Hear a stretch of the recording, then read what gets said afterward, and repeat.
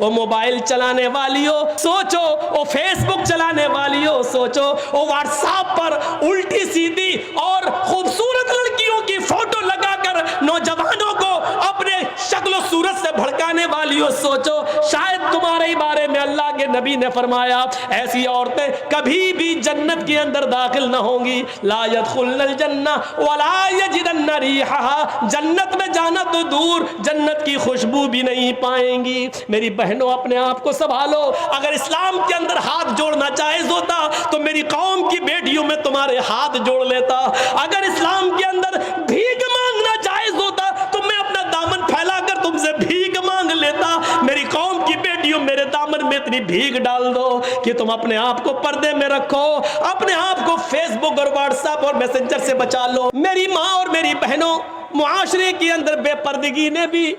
ایک غلط ماحول خراب کر دیا ہے۔ آج کل جلسے بھی اس سے محفوظ نہ رہے،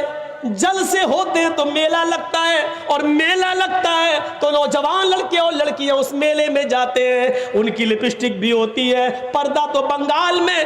دکھائی نہیں دیتا ہے۔ میرے بھائیوں، جہاں تالاب کے اندر ایک طرف لڑکے اور دوسری طرف لڑکیاں نہاتی ہوئی نظر آتی ہوں، وہاں سے کون سی امیدیں لگائی جا سکتی ہیں؟ غور کرو میرے پیارے ساتھیوں، جو پردے کے بارے میں کبھی حضرت فاطمہ رضی اللہ تعالیٰ عنہ کو یاد کرو، جب ان کی موت کا انتقال کا وقت آیا تو انہوں نے اپنے شوہر سے کہا اے علی میری انتقال کا وقت قریب ہے، مجھے نہیں لگتا کہ میں بچوں گی۔ فرمایا علی نے ایسا کیوں کہہ رہی ہو؟ اے علی میری ایک وصیت ہے، اس کو نوٹ کر لینا۔ حضرت علی نے کہا تم میری بیوی نہیں، تم میری وائف ہی نہیں، محمد رسول اللہ کی بیٹی ہو، بتاؤ تمہاری کیا وصیت ہے، میں اس کو ضرور پورا کروں گا۔ کہنے لگی فاطمہ اے علی جب میرا انتقال ہو جائے، جب میں اس دنیا سے رخصت ہو جاؤں، جب میں اس دنیا سے چلی جاؤں تو میرے جنازے کو، میری لاش کو کفن سے ڈھانک دینا، سفید رنگ کا کفن جب میری لاش پر چڑھاؤ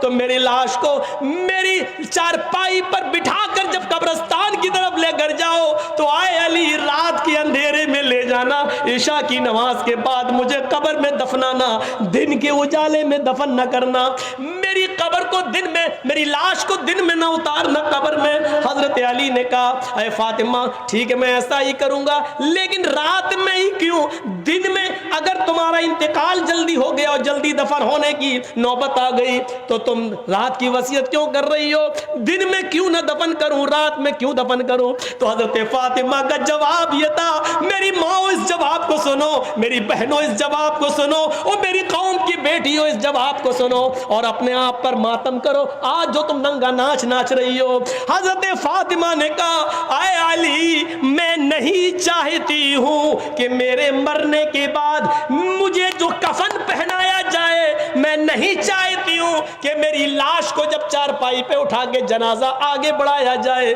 تو میں نہیں چاہتی ہوں کہ غیر مردوں کی نظر میرے مردہ جسم پر پڑے ہوئے کفن پر بھی پڑے،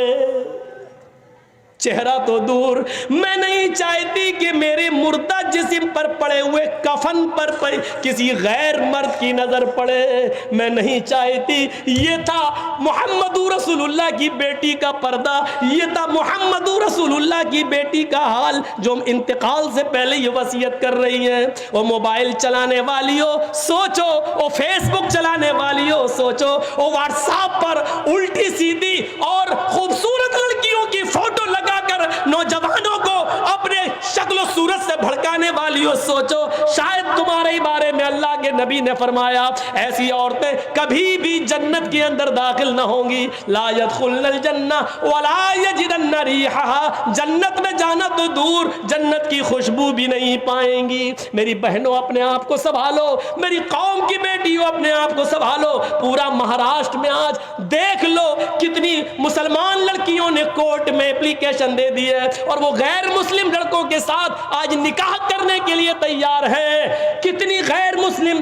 کتنی مسلمان لڑکیوں نے غیر مسلموں کے ساتھ نکاح کرنے کے لیے اپلیکیشن دے دی اور کہہ دیا میں چاہتی ہوں کہ میری شادی ان کے ساتھ ہو، میرے باپ اور میرے بھائی مجھے روکنا چاہیں گے لیکن میں بالغ ہوں، میں اسی غیر مسلم کے ساتھ اپنی مرضی سے نکاح کرنے کے لیے تیار ہوں۔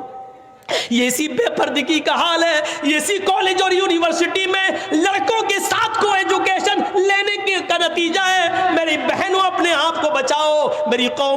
بیٹیوں بہت بڑی سازش اس سیاسی حکومت اس موجودہ دور کی حکومت میں تمہارے خلاف رچی جا رہی ہے. کالجوں میں اسکولوں میں لڑکوں کو جگہ مسلم لڑکوں کو پڑھنے کے لیے ویکینسی نہیں دی جا رہی ہے, کہا جا رہا جگہ فل ہو گئی, اور لڑکیوں کو جگہ دی جا رہی ہے اور کہا جا رہا ہے کہ لڑکیوں کے لیے جگہ موجود ہے, لڑکیوں کے لیے اتنا کوٹا موجود ہے. وہ جانتے ہیں کہ جب لڑکیاں مسلمانوں کی ہمارے کالج میں اور اسکولوں میں آئیں گی اور ہمارے ہندو اور غیر مسلم لڑکوں کے ساتھ بیٹھ کر جب پڑھیں گی تو ظاہر ہے کہ آگ اور پیٹرول ایک جگہ رہ ہی نہیں سکتا ہے, محبت اور عشق کی آگ لگے گی, اور پھر یہ ہمارے بھائی ہمارے بیٹے ان لڑکیوں کو اپنی بہو بنا کر لائیں گے اور پھر ان سے غیر مسلم بچے پیدا ہوں گے. میری بہنوں ان سازشوں کو ناکام کرو, میری قوم کی بیٹیوں ان کے منصوبوں پر پانی پھیرو, محمد رسول اللہ کی شریعت پر آنچ نہ آنے دو, محمد رسول اللہ کی شریعت کو بچاؤ, آج کے اس دور میں بچاؤ. اگر اسلام کے اندر ہاتھ جوڑنا جائز ہوتا